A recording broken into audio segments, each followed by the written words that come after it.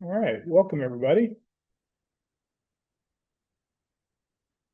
So I am going to go ahead and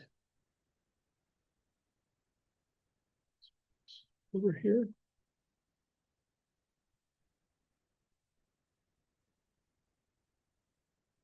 How's everybody doing tonight? Good. All right. All right. So go ahead and get started. All right, I'll try.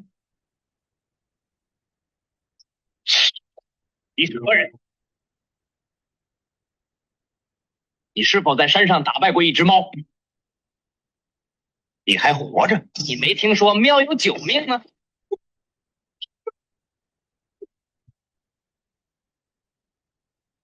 接下来我又不客气了，又来这套，我也不会对你客气。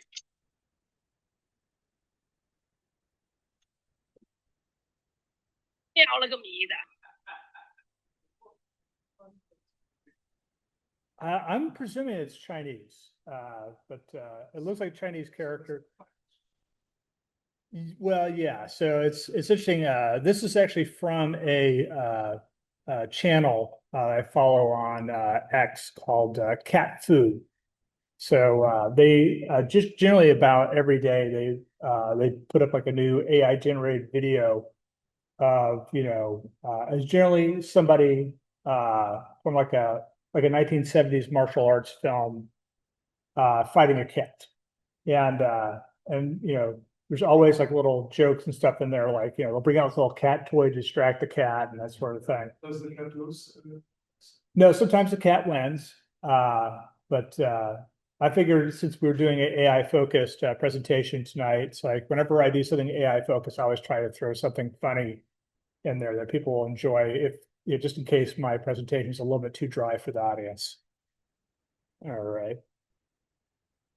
So I would not be doing my duty if I didn't say that we're always looking for speakers. And so if anybody here is interested in doing a presentation coming up, that would be much appreciated. We're always looking for speakers. I'm always impressed with some of these user groups, like the Python user group. They have like 6 months of presentations slated to go. So I'm, how am I going to do this? Admit.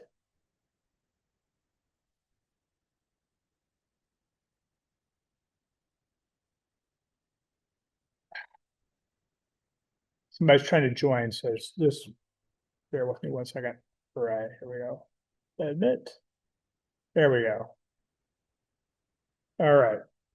So if anybody here is interested in presenting, it could be anything. It doesn't have to be Node.js specific. It could be front end related. It could be, maybe using, COBOL. If you're building out services in COBOL, we'll be more than happy to do that, because I'm sure there's like a way that you could put into a container and release it on Kubernetes and have it work with, maybe, I don't know. So anyways, yeah.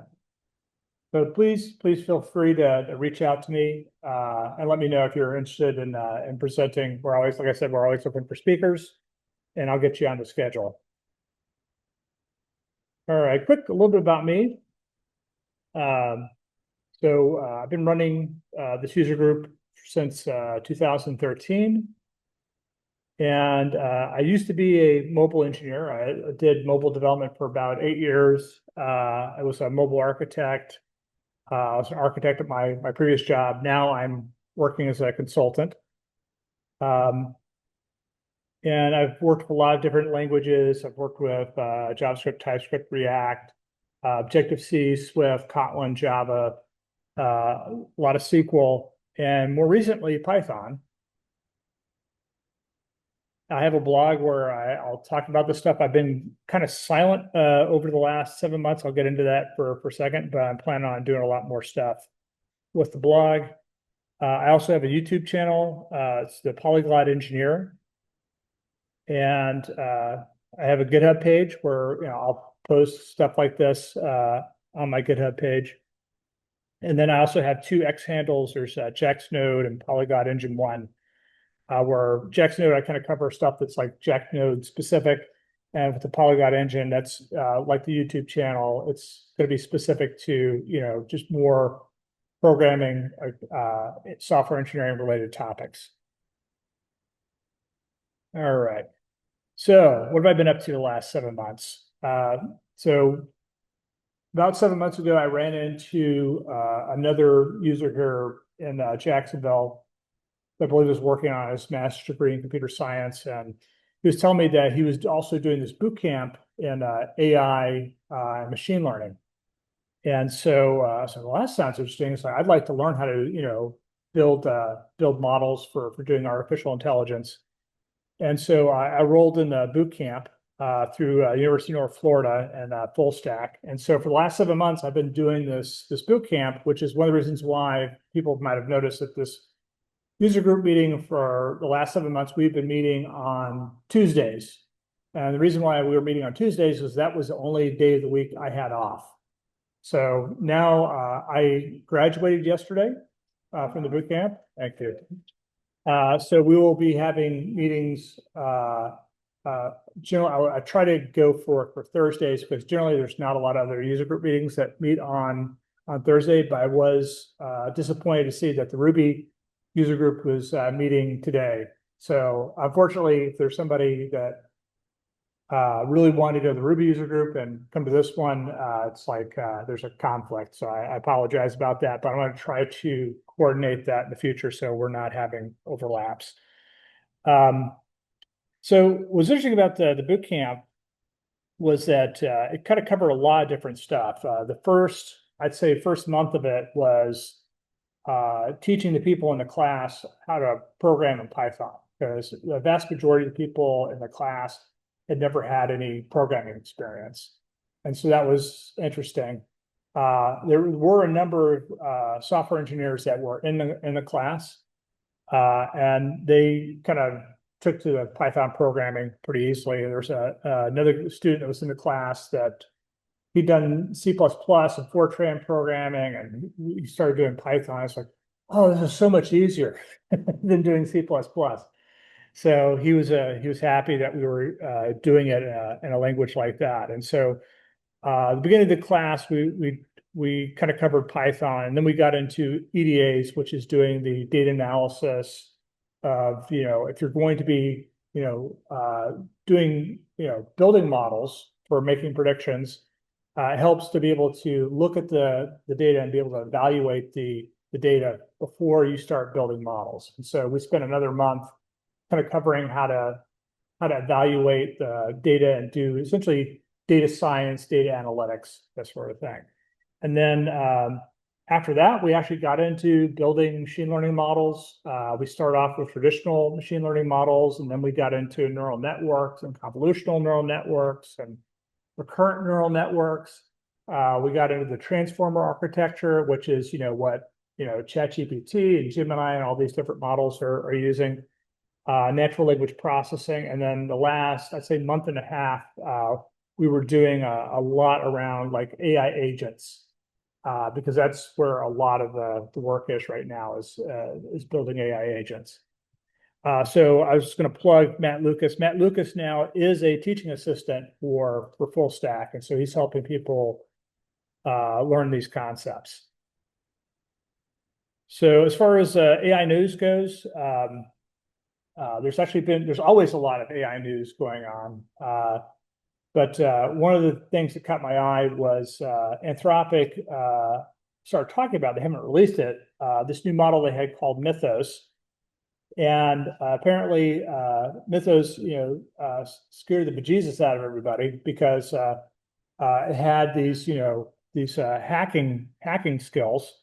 So a lot of the software, that's been around for, decades, it's like it went through and they were able to find all these security bugs in the software. And so they have not released it publicly yet, but they have been going to like individual vendors and saying, hey, you might want to use this and see what you can do to find like any software bugs.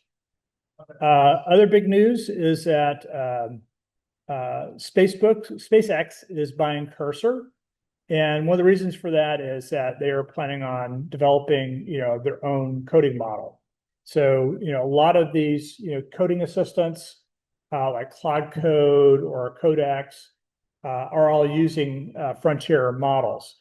And so Cursor kind of started off as being kind of like a wrapper. They're essentially building an agent around the existing frontier models, but now they want to build their own models. And that is for a small little startup that's kind of prohibitively expensive to try to do. And so SpaceX, seems like they have more money than God. So I think the plan right now is that I think they want to buy Cursor for like $60 billion or something like that. What makes sense is SpaceX with one book. So they're doing some interesting things. So one of the things they're doing is that they're not like completely tied to their own model. And one of the things that they're doing as an example is that they've built out these data centers. And one of the problems that like Anthropic has had is that they really they're kind of at the point where they did not make enough of a capital investment in their own data centers. And so they're really dependent on using other people's data centers. And so they struck a deal with Anthropic. And so XAI, as an example, they're going to be hosting some of the Anthropic servers, or at least leasing their servers out to Anthropic. I don't know if that's for training or for inference, but they're doing, they're trying to be they're not like stuck to this. It's not invented here. I mean, they want to be able to develop, new things. Other big news is Cerebras had an IPO. I think it was last week. So Cerebras, they make chips specifically for doing inference. And they started about 10 years ago as like a startup. There's a couple other companies that have done this as well. There's one that was recently purchased by NVIDIA that also called Grok, but spelled differently.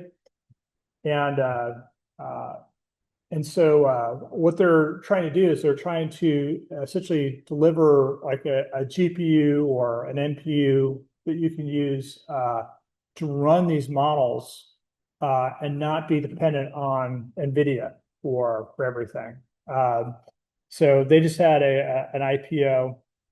And there's a bunch of other IPOs that are planned coming up.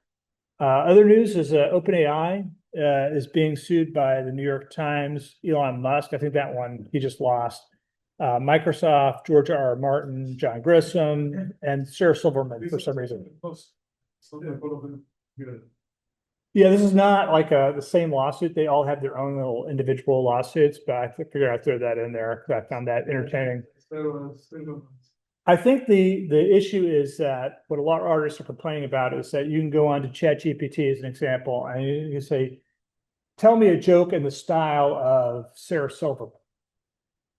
And so like John Grisham as an example, what they're complaining about is that their models are being trained off of their content and they never gave permission for the content. That's going to be that's not a settled issue. There's a lot of controversy. I mean, I've talked to people and I personally have had disagreements about what you should be allowed to and what you're not allowed to use when you're training these models. But the models were essentially, what they try to do is go out and train them on all of the text that's on the internet or all the pictures that are on the internet.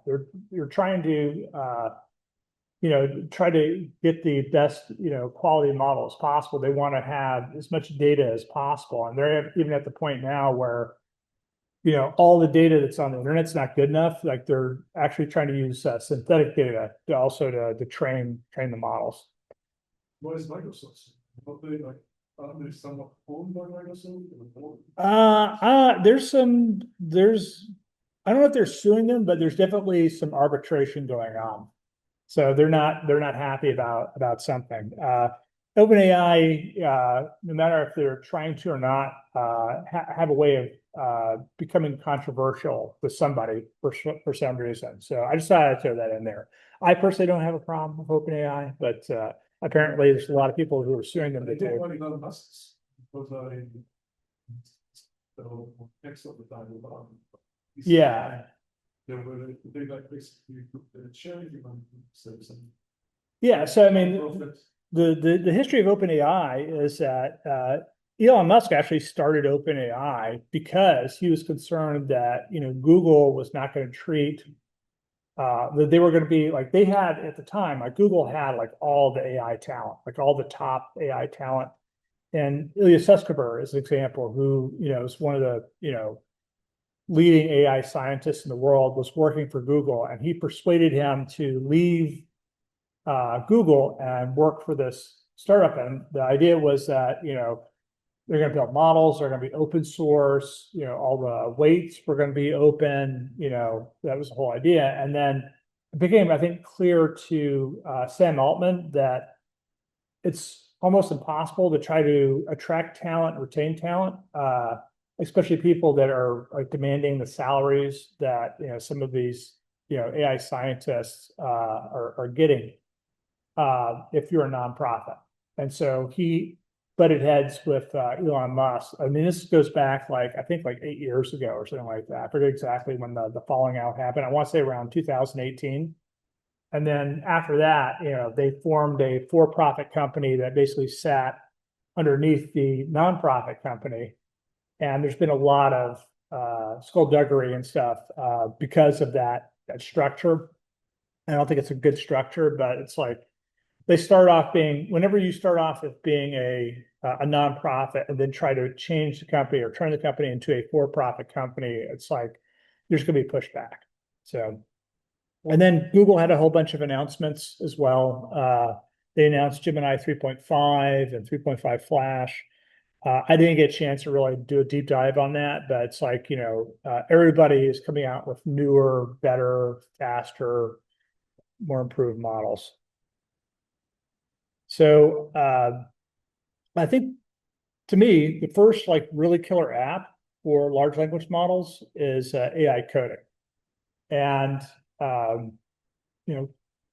Copilot is probably the original tool. Before ChatGPT was released, there was GitHub Copilot, and initially it was kind of okay with doing code completions and that sort of thing, but it's getting to the point now where people are building entire apps where they're just giving the app a prompt and having it build out an application.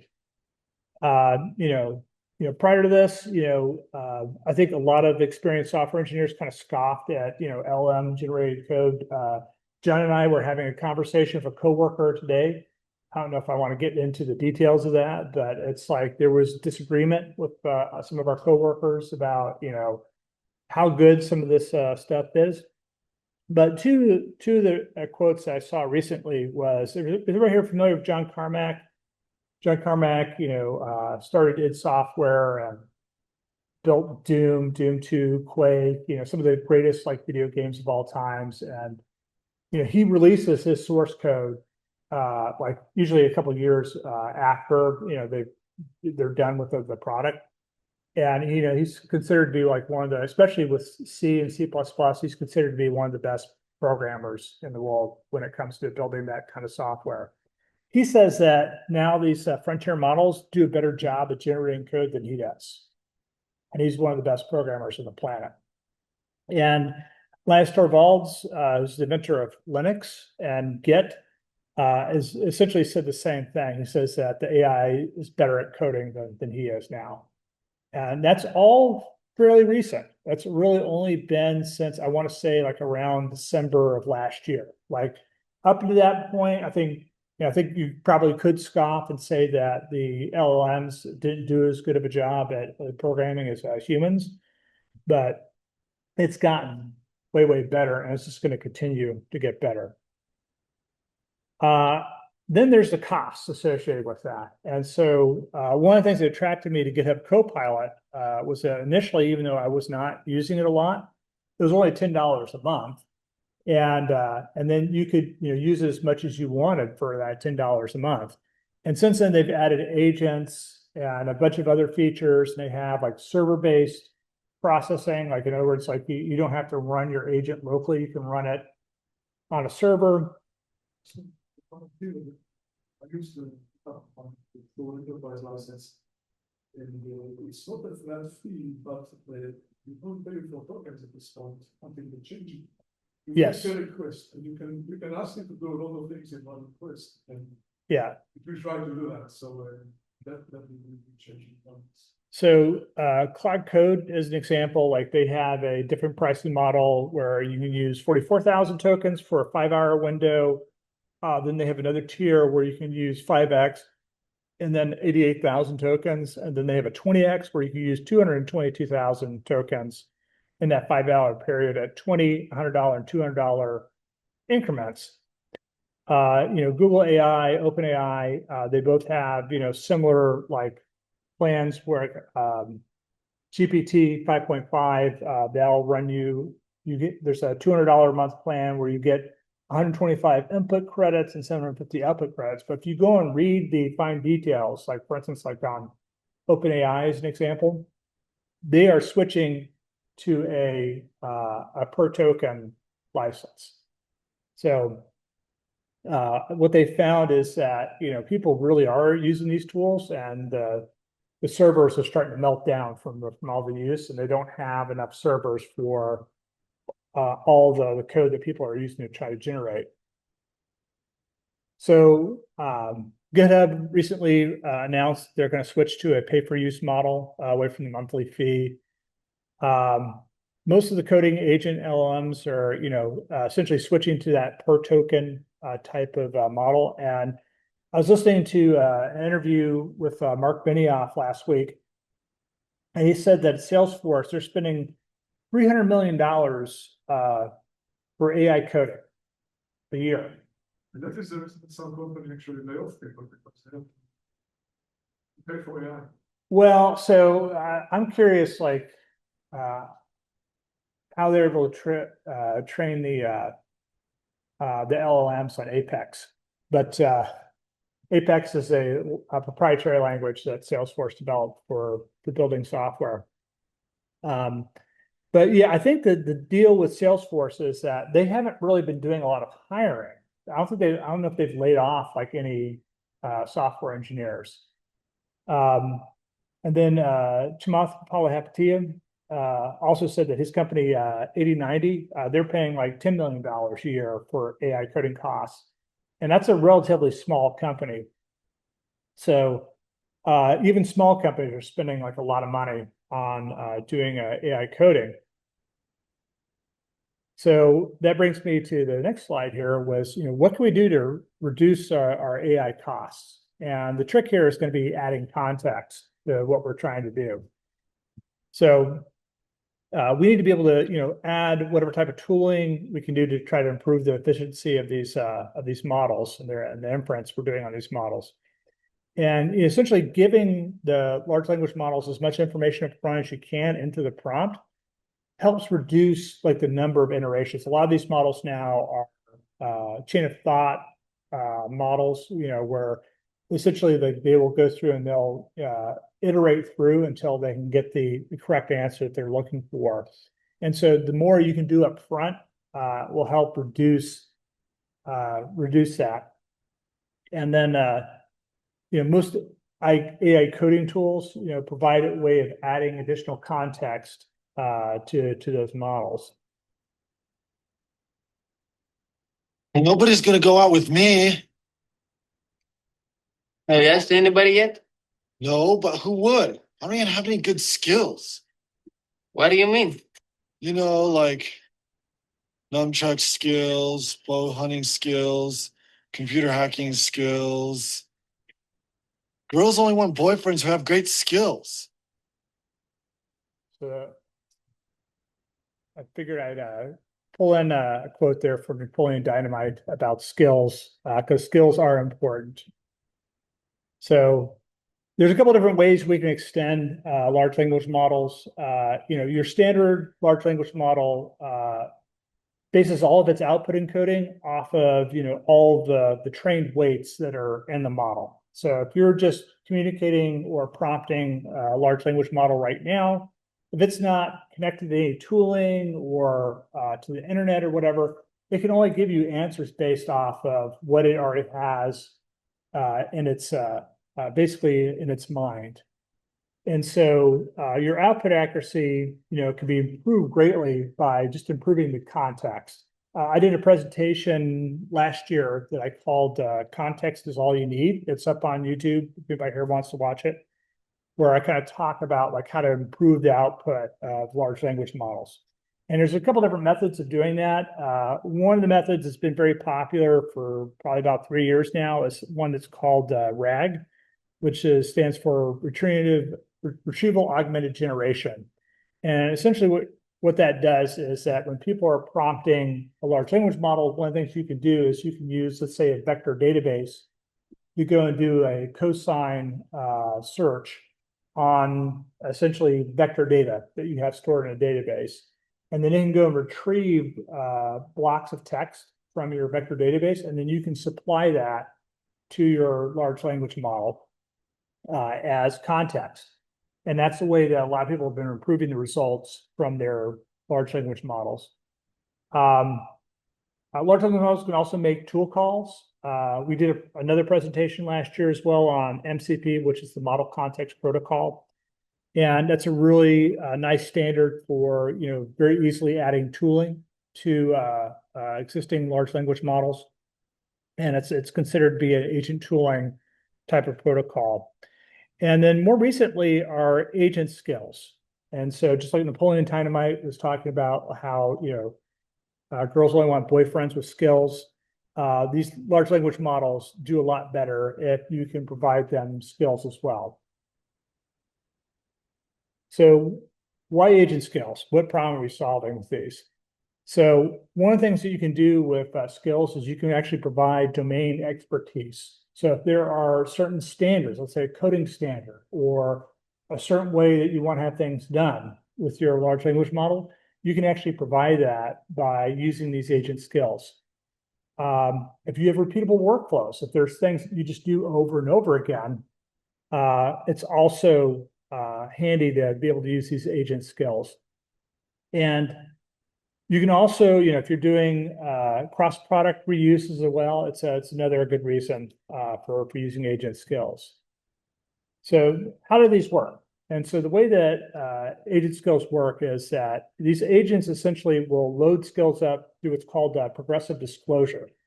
And essentially what that means is that when you start a session with an agent, as an example, in a large language model, what it will do is it will actually go and look to see like if you have like any skills that you have set up in a directory someplace. And then what will happen is that if it decides that, hey, I could probably use this skill for helping me provide an answer from a prompt, it can progressively load that skill up into the agent session. So when a certain task matches a skills description, what I'll do is I'll just load that full skill into the agent. And then the agent will just follow the instructions and actually execute like any bundled code or resources that you have in the skill. So right now, as far as the tools, some of these we already mentioned, like Claude Code, Cursor, GitHub Copilot. Databricks also allows you to use agent skills. Gemini CLI also allows you to use agent skills. Snowflake and Kiro, and there's dozens of others that I couldn't fit onto the slide. So all of the major players are already using AI skills, so they're here to stay. So the skills themselves are actually a standard from Anthropic, so much like MCP, the Model Context Protocol. That was actually a standard that was developed out of Anthropic. They did the same thing. So they have this website here called agentskills.io/home. And you can go there and it has a pretty good instructions on how you can start using agent skills. And they also provide kind of like a standard way to give AI agents, new capabilities and expertise by using these skills. It's a lightweight and open format for extending agents. And these agents can be installed locally or for a project globally as well. So what that means is that you can have skills set up so that it doesn't matter what project you're working on. You may want to be able to share skills between different projects, but you can also have them set up for a specific project as well, so that it's just a local skill. Oh, somebody's trying to come in again. Bear with me one second. Somebody's trying to join. Spins. Go somewhere. All right. Sorry about that. Oh, there we go. Excuse me. So at heart of agent skills is basically a folder, right? So all you have to do to create an agent skill is just to create a folder and put a file in it called skill.md, MD for markdown. And these markdown files will include something in them that's called front matter. So if you've used like any of these like content management systems example, a lot of content management systems will use markdown with front matter at the top. It's basically a little header at the beginning of the file where you can give it additional context. The two fields that you use by default are name and description. There's others that you can use as well, but those are the two that are required. And then the rest of the file includes the instructions for the skill in a markdown format. So the real benefit here of using agent skills is that much like I'm sure a lot of people have heard with their regular software engineering jobs is the concept of dry or don't repeat yourself. The idea that, you know, if you're, let's say, putting like a prompt in, but the same prompt over and over again, there's no reason to do that. You can actually put that prompt into a skill and then have the skill load up when you need to use that. So you don't need to create a new prompt every single time. You can just use skills to essentially do this loading of context. And so one of the areas where you probably should use skills is like if you have like, you know, mundane coding tasks that you just do over and over and over again, that's like a perfect example of where you want to use a skill.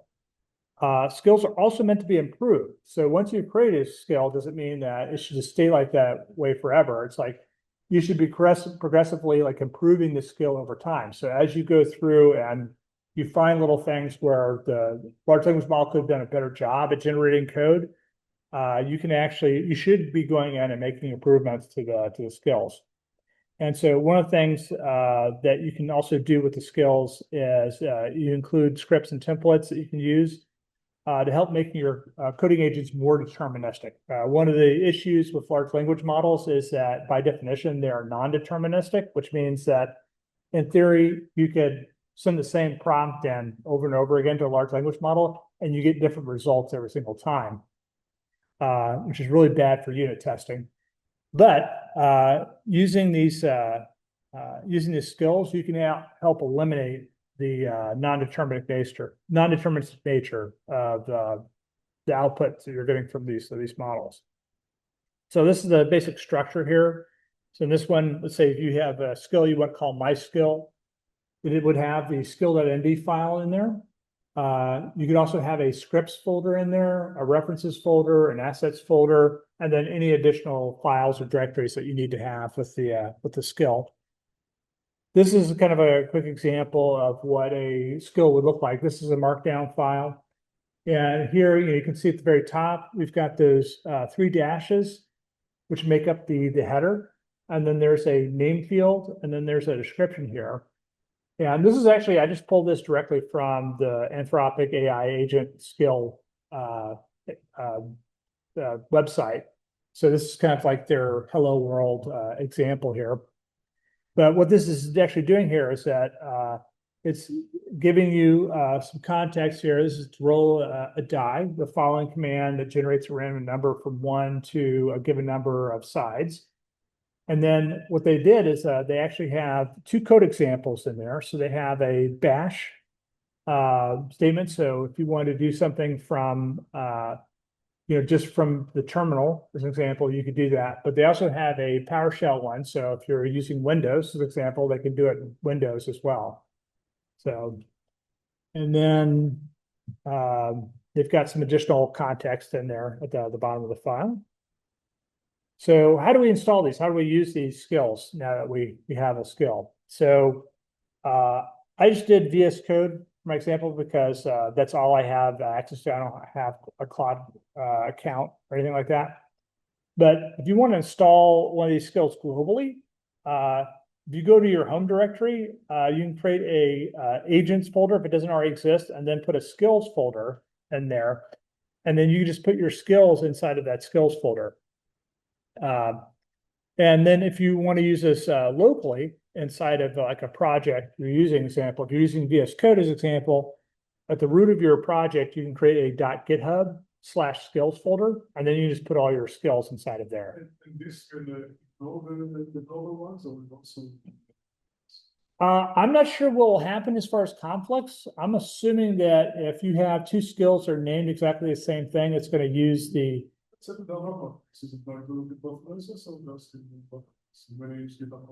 I'm assuming it's going to look at both places, but then it's going to have to make a decision about which one to use. I'm not sure what the logic is for that. You can have conflicts within the same folder too, right? You can have things with similar. Absolutely. Yeah. You know, with ambiguity, you can have the LM kit, right? It might pick wrong. That's why you want to kind of have them in separate domain spaces so that you're not confusing model. Absolutely. Yeah, context is huge because I don't know. Like I said, the models are moving so fast, but trying to build something and basically about halfway through it, just confused on just context. So keeping your files clear and concise, this is definitely a pattern. Sorry. Okay. So there's also some best practices here for building skills. One of the things they suggest here is actually, just taking tasks that you don't want to repeat over and over again, and just extracting those and putting those into a skill. You can also synthesize these from existing project artifacts.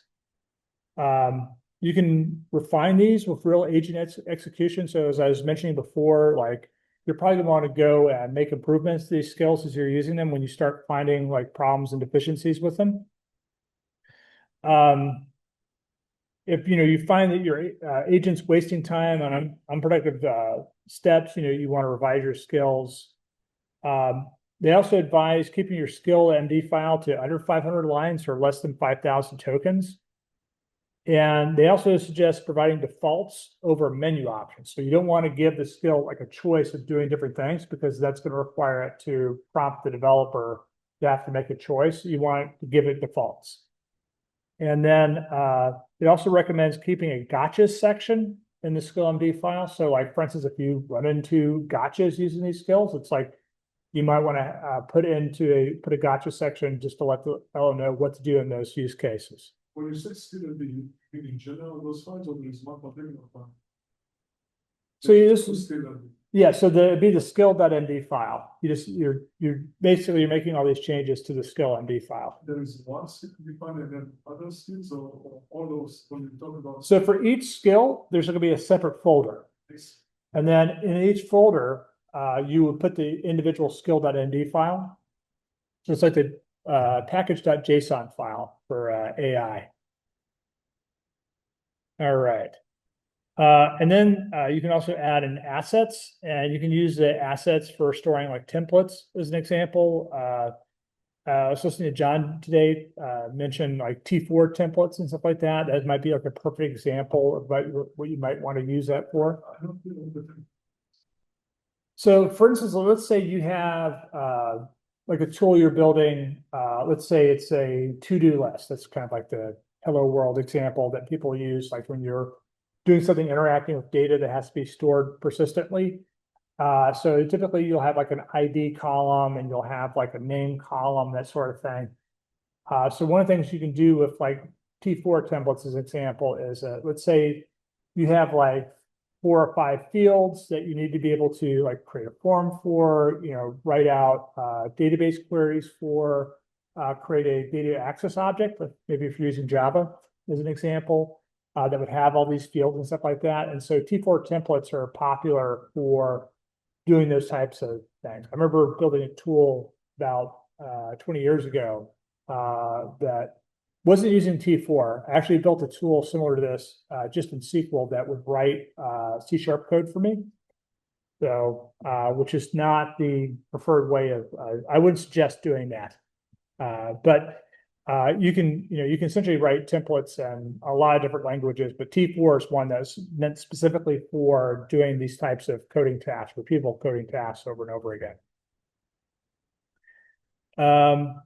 So you can also keep resource files as well inside of the assets folder. They also have a scripts folder. This is just using. So ideally, rather than try to have a script or have a skill try to write a script every single time you go to run it, one of the things you can do is you can actually extract out like a script that it might have written for doing a specific thing. And then you can include that script into a scripts folder. And I have an example of how that works that we can see tonight. And, scripts really could be any kind of file, just any kind of file that you can run, locally or on, the server where you're running an agent. So Bash files, PowerShell files, Node.js files, Python, Ruby, like this MacBook can run any of those files with the exception of PowerShell, because I don't have PowerShell installed on here. So if you want to find some good examples, GitHub has something they call Awesome Copilot that has a ton of like agent skills that you can take a look at or include. Anthropic also has a bunch of skills that you can look at as well. And then Google Gemini also has a repo and stuff. I'm going to have a QR code that we can use at the end of this. So I'll leave it up so if people want to take that. It's got a copy of the source code for tonight and the slides. So with that, let's go ahead and do a quick little demo. Yes. Oh, that sounds good. All right. So let me do this. Can everybody read this okay? All right. So what I've done here is I have what I have here is I have a folder called GitHub, and then I have another folder inside there called skills. So inside of here, I've got 2 different skills that I've included into this project. So one of the things I can do is I can come over here and I can say, hey, can you list all of my skills?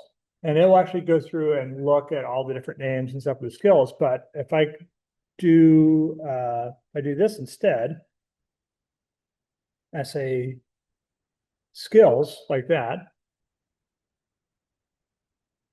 this will come up with a list of all the different skills that are available to me that I can use or configure inside of here. Yeah, so I think I have some skills that I installed at my root, but I don't remember what they are off the top of my head. So I'm just going to use the ones that I have here locally. But you could, in theory, especially if you have something where you're trying to generate, let's say like an application example, and you're doing that over and over again, you could store that locally. I think there's some extensions that will install. Yes. The extensions or. But much like some people we know, I like doing things the hard way. Right, and you gotta be careful about what you install too. Exactly, yes. So what I'm going to do right now is I'm going to ask it to roll some dice. So I'm going to come over here to my little chat interface here. And you use the roll dice. Roll the dice.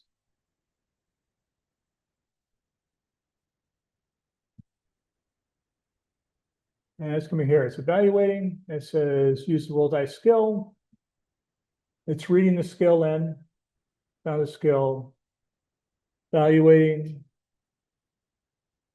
So if you didn't put it in there, it's still fine. But I think, yeah, it could probably look up the skill. I knew what the name of it was, so I just supplied the skill, when I did that.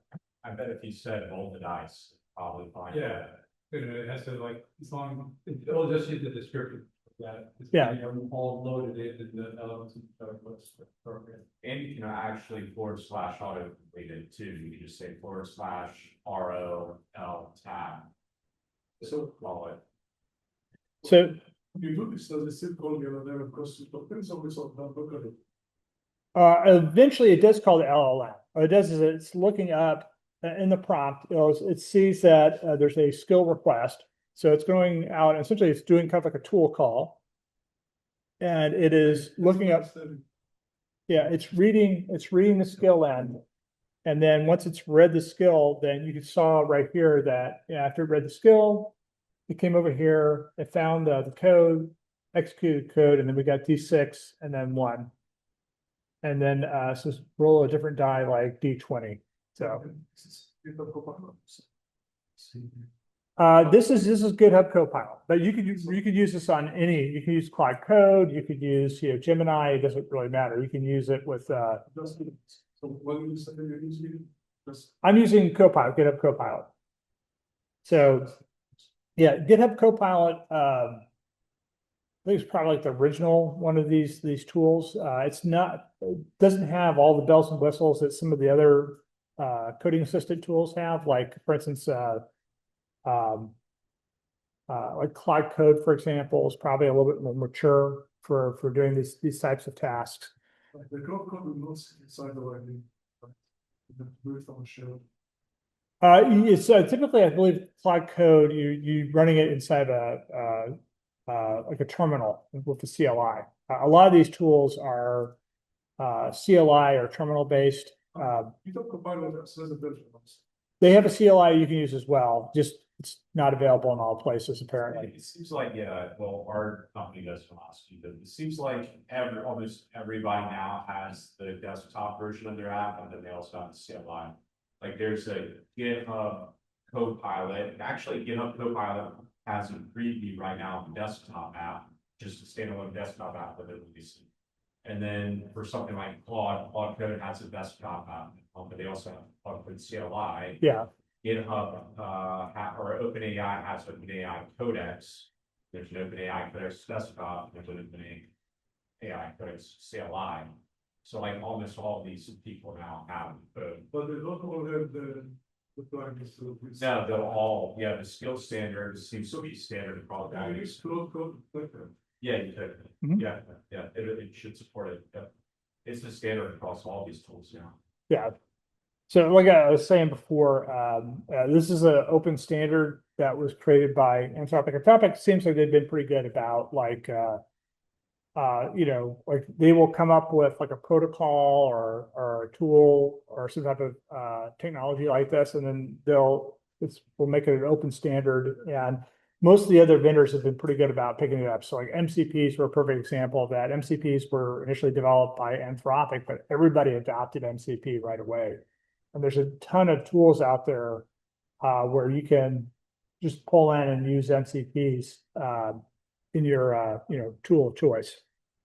So I have another one that I wrote here, which actually used for tonight's presentation, which is one of the things I like to do in my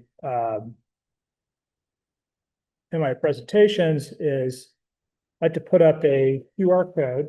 I'll leave this up here at the end of the presentation so everybody can see this. But in order to do that, previously what I had to do is I had to go to like a website or something like that that would generate like a QR code. But it turns out there's actually a lot of like open source software for generating like QR codes.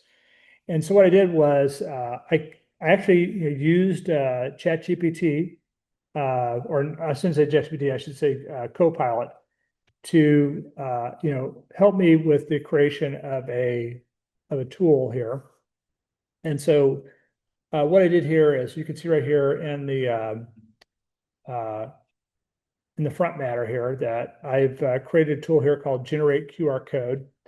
And it says this is a skill that will generate a QR code for a given text or URL and saves it as a image file. And so this has like a little code example in here. And then I've got a note in here about generating a QR code.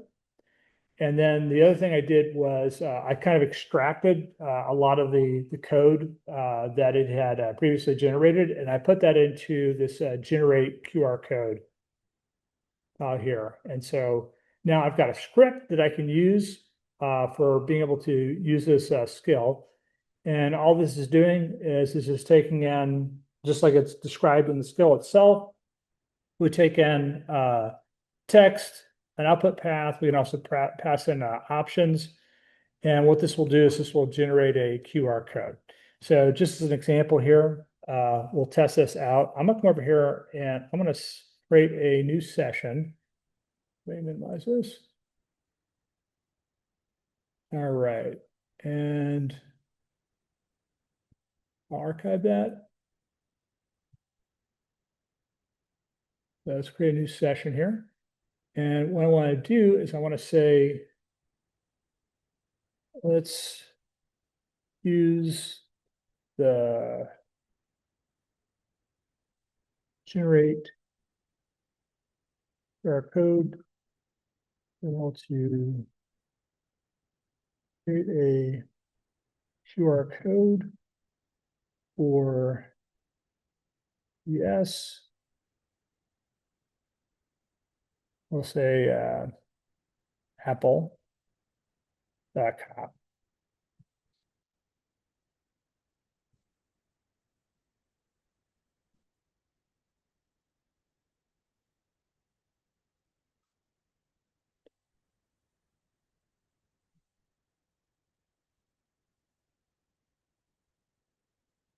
And I'm giving it permission to allow.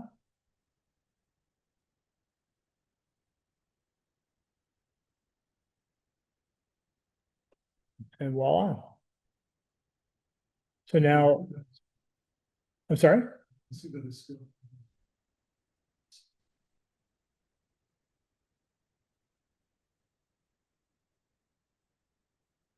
Why didn't we go twice? I'm not sure, but this is a perfect example of where you want to go and refine the skill. So I created this skill yesterday in like 5 minutes or whatever, just so I could have an additional example that I could show. And so if I think we come back here, you can see there's a QR codes folder. And we go right here. Here's a QR code. And so if somebody wants to test that out, let's see if that actually goes to Apple. You can also tell, like a lot of times will use the agent to improve the skill. Like right now, I would probably say, hey, I noticed when I asked you to do this, you ran the skill twice. You improve the skill and make it so it only runs once.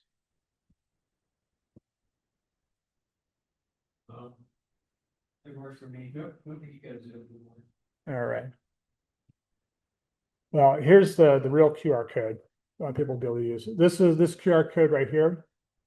Actually should take you back to the repo that I have the source code and the slides up there as well.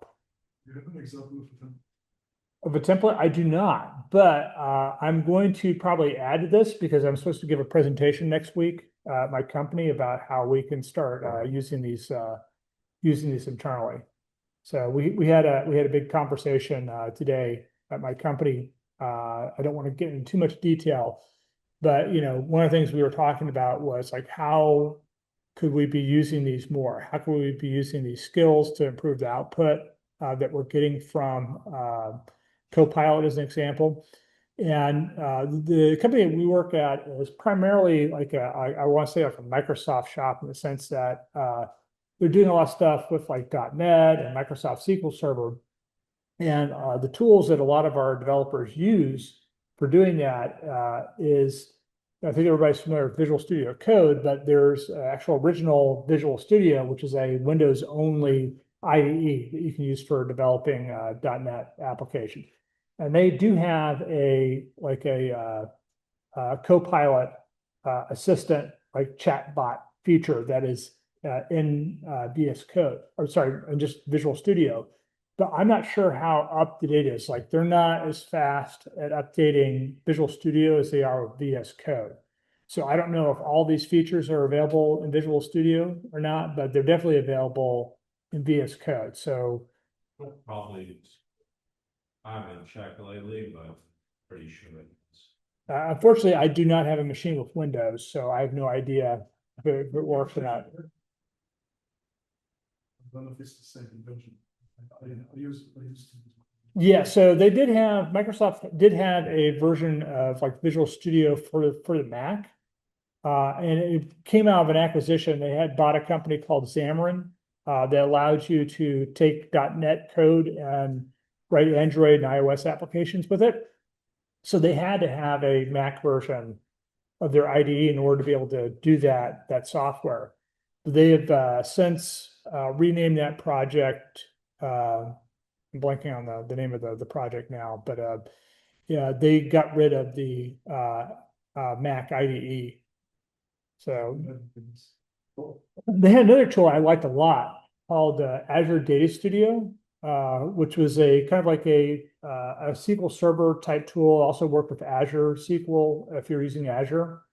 It was a great tool, and I used it all the time at my previous job. But we got a notice last year that Microsoft was going to be ending support for that tool as of February 2026.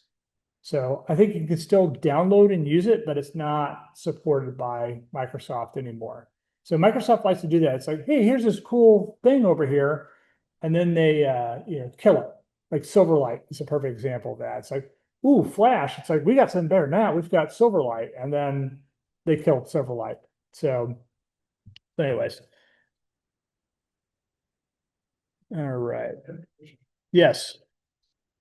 When the no code leak, Oh, the source code. a lot of people looked at it and they found one thing that they found is that there is a file that they keep. It has pointers to all the other files and tell you where to find. So that is a much faster lookup rather than start scanning the files. Can you create something out of those skills, or is there a particular file that you can define to map out what you do that is the standard? Yes. I know there's also some Yes. file that maybe creates a graph of your file. I don't know if it's a standard. So the answer to your question was, the question was, like, is there something you can use to help the tool know what the other files are that you can use inside of a skill, as an example? And that's actually something that's recommended in the specification. Like anything like a resource or a template that you're going to be using, they recommend actually making a direct reference to that into the skill MD, so that when the skill gets loaded up into the model, it knows where those files are and knows how to execute those files. So I did something very similar with that QR code. Actually, I had a direct reference to the file. But what about you as well? Files that you wrote, project that you work on, because you wanted, let's say, to fix something or add a feature. So instead of it going to look for the code, understanding how the code works every time, can you map out the code so if you know this is how the code is built, this is why this does that, etc. I imagine it's probably, yeah, there's probably two ways you can do that. One is by expressing like a pattern, like a common pattern that you'd use, so it knows where to kind of look up those files. And the other thing is probably just in the context itself of the model. So like, for instance, like it could probably keep, some of these models have like very large context windows. So like Gemini, for example, I think stores like 2 million tokens. I haven't looked to see what the latest is, but the problem with large context windows, I don't know if this has been resolved, but there was an issue with some of the larger context windows where like things that were kind of like in the middle, like it did a really good job of like handling things that were at the beginning of the context and at the end of the context, but things that were like really in the middle, like it didn't do as good of a job of tracking that. But I haven't used any of the new tools. There's a lot of other tricks that they're using now for memory and using memory. to keep track of these things. So I don't know if how many people have used Gemini. But one of the things that I've noticed about Gemini is I can go and create like a completely brand new like session on Gemini. And I can start asking it questions. And I was asking about a month ago, I was asking Gemini a question about something. And then so I was trying to figure out how am I going to run this on my computer. And I had a previous conversation with Gemini where I mentioned that the MacBook that I'm using is actually has an M4 processor in it. And it remembered from the previous conversation I had with it that I had a MacBook with an M4 processor. I said, hey, since you're using a MacBook with an M4 processor, you probably want to use this. And I was like kind of impressed and like creeped out at the same time. Yeah. Because like they do have a way that they are, or Google is, for storing and managing memory. Yeah, I don't know. I don't know if so you know, one of the things that ChatGPT does that really impressed me was that they are using Postgres SQL as their database. So when you go to ChatGPT as an example, and you go to search for like a previous conversation that you've had, or to pull up a list of your previous conversations, that's all stored in Postgres. And the thing that impressed me about that was that, you know, one of the issues that people historically have had with relational databases is that generally there's a single point of failure, or I guess availability or high availability, where you have to have everything kind of stored on a volume for the database. So you can't scale things out horizontally. You can only really scale vertically with you know, relational databases like Postgres. But they figured out how to do it. And there's a really neat article, I think, on OpenAI's blog where they talk about how they were able to get Postgres to scale for 800 million users. So anybody that's interested in or is afraid, I don't think SQL will scale. Yeah, well, you can get it to scale if you're using the right techniques. So I thought that was pretty interesting. One question I have is just trying to understand the correct mental model for skills. So specifically, if I'm having skills, and we'll say, for example, the dice roll skill that you have here, is that name and description effectively pre-filled or whatever in the context with the prompt that gets sent over to the LM, that comes back, and then the skill actually results in a local lookup and execution? My understanding is that it has to look up the skill. So it doesn't load up all the skills. Yeah, I mean, but the question is, it's hard to kind of, you know, because if I have the benefit of skill, I think it's like you're having the descriptions, right? And you don't need to pass that across to the context. Effectively, it's a pointer. So when you need to do this, just let me know and return it back. It's kind of this big thing. It's like, okay, returns it back. And then this is what I'm trying to understand, what's the function of kind of the harness, for example, as it's processing the result that comes back. Is that in turn executing the skill? Because you have here, obviously, the harness as opposed to going to the element directly.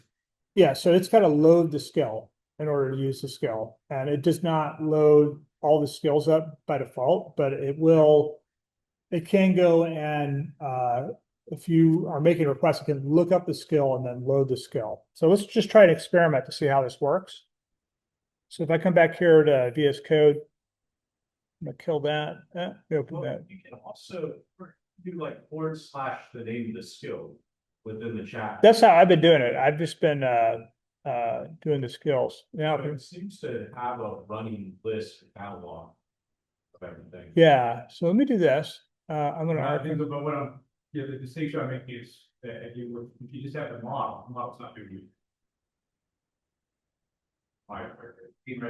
Asking this, it's the harness that's actually executing.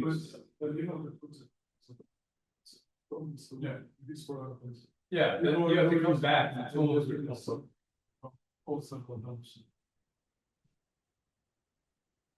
So here, I didn't explicitly reference any skills. I just said, hey, could you roll some dice for me? Yeah. And it went out there and I read the skill, and it even threw a couple of examples in there for me. Yeah, and that's what I'm gonna, what my expectation, I haven't done kind of a list, but what I'd expect that what's being sent across to the model, right, is your request, and then the skill, basically the name and description, right, and then the response that gets returned from the model, right, is what get executed locally. And effectively, you're doing kind of locally, it does like, I'll look Well, up, it's like, it's loading the skill up locally, but then it is copying it over to the in the context to the server. So this is still running on a server. the name and description, or the full skill is being run on the server? My understanding is that what's actually happening here, like when I just made that request, what it did is it did a lookup, a local lookup to see if it found like any skills that matched. Then once it found something, because it loads the metadata up, it just doesn't load up the full skill. When it found a skill that matched in the metadata, it read that, took the full context that skill.md file, passed that up to the server, and said in the prompt, it's like, hey, this is the skill, and that they've loaded up. Use this skill to perform this task, and then it sends the response back into the chat window. There's multiple requests Yeah. that are happening here all at the same time. My impression was it was doing like local, like it was Yeah, doing local tool call. Yeah, I would expect local tools, but you could technically have it up in the cloud, but then you have to do like, depending upon the.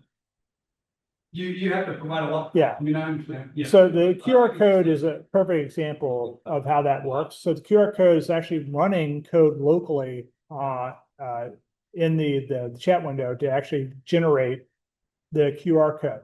But it still has to know what the skill is before it can run the skill. So it's got to take that, load it up, send it in the context back to the large language model, because the large language model is not running on this desktop.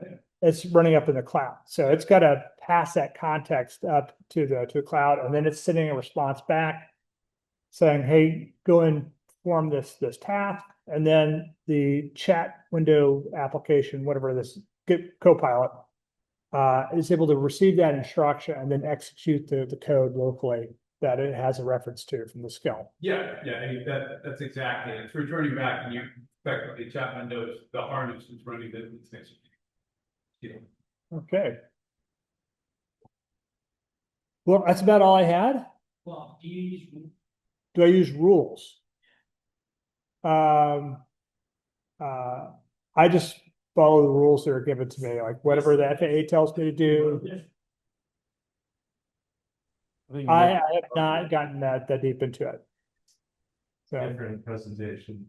That can be next month. if you want to do that next month, I'd be more than happy to set you up for next month, Mike. Actually, I don't think they're looking for books, looks interesting. And do you ever shade skills? Have you done like, can skills call other skills? Yeah. They should be able to. I think they can. I haven't done it too much. I don't think. I might have done it, tried it over 2 months, but. So I kind of network each and every employee, like whenever get an email, I connected it to the email, and I just call that email plugin. It runs all the emails, and it creates skills for each and every person in my email inbox. Like what is there? Like every single thing comes up in there. So like this needs to go to like the marketing skill, or this needs to go to like customer support skill, whatever it needs to call. Yeah. I even name like my skill on here. Okay. How does you talk? How does you famous sentence? Cool. Yep. So this website right here, this is the official website for Agent Skills. It's being hosted by Anthropic. And so they have the full specification here. You can look up to see what all the different things are that you can do with the with this. We're looking at a particular skill right now. That's the specification. This is a specification. So you can see it's actually pretty deep. But, you know, a lot of stuff we talked about, scripts, references, assets, those are all specified here in the specification. All right, well, that, I want to thank everybody for coming out tonight. And anybody's interested in speaking at a future, you know, doesn't have to be next month, it could be maybe 2 months out or whatever. Just send me a note and I'll get you set up there. With that, once again, thanks everybody for coming out. And We have another. I'll say goodbye to everybody. Bye.